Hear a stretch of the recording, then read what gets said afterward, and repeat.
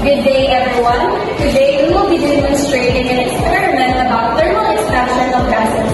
First, we will introduce you our materials. So we have 2 cups labeled as cold water and hot water, water bottle with balloons. Cold water and hot water.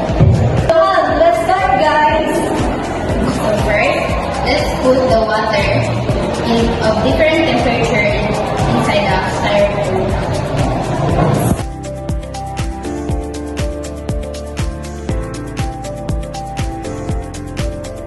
So next, we will be demonstrating how gases react to different temperature. First, in hot water.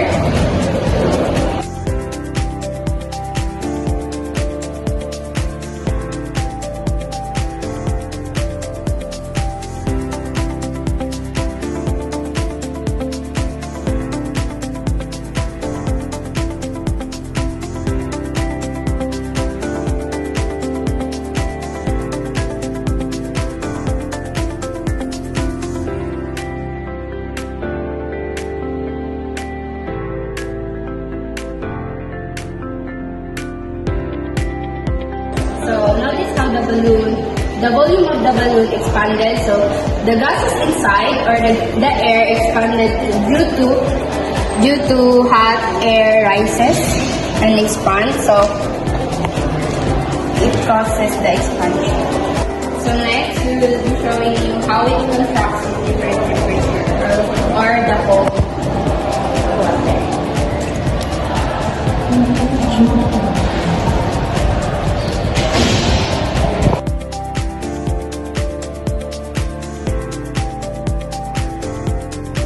So notice how the balloon contracts.